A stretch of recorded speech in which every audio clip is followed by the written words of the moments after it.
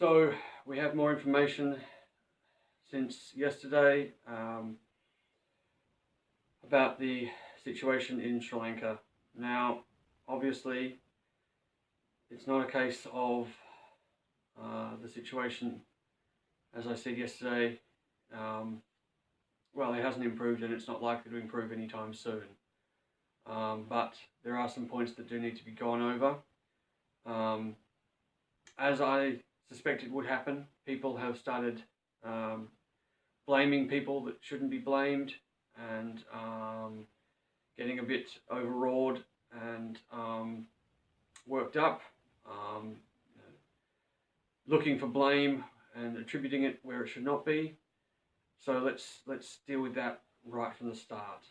ISIS, the international terror group, have claimed responsibility for these bombings. However, the official investigation has shown that there is zero evidence linking them to these attacks. It is in ISIS's interest that they be associated with this act of terror because, though they don't want it to be said, recruitment numbers for ISIS are down across the board. Less and less people are being taken in by ISIS's hate-filled rhetoric, and if ISIS can't recruit, ISIS can't do what they wish to do. So please, do not be going around saying this is the fault of ISIS, they are responsible, they are the ones behind it. Evidence shows they had zero to do with it. At the moment, it is unclear if this is the result of an established group or some new organisations, but since yesterday, the arrest numbers have gone from 24 to 40. Sadly, however, the death toll now stands at more than 300, including 45 children.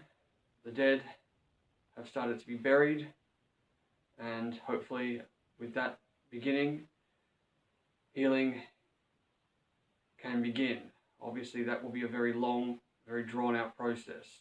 Loss, grief, and trauma will be things that people need to get counselling for, and I'm hoping that the international community can come to the table and offer the appropriate supports.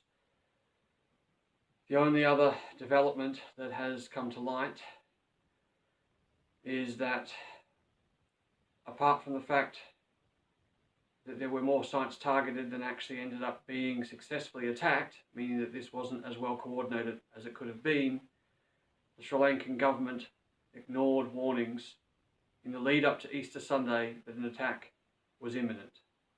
These warnings came from international sources, and why they were ignored is unclear. It has been described as criminally negligent, and that is possibly true. However, I'm not there on the ground, and it's likely that a lot of you are not there either. And we're certainly not members of the Sri Lankan government. So it's not fair for us to make a judgment call on why they made the decision to ignore those warnings. And it's impossible for us to say what we would or would not have done, as we're not in their position. To say nothing of hindsight is 2020. All that must be said now is that this action has occurred, it's abominable, and it has cost a lot of lives. It's caused much upset, and the best that the world community can do now is offer support, kindness, and understanding to the victims' families and all those affected around the world, and to refuse to give in to such actions of terror, because by giving in, by responding with a similar act, would be to let terror win.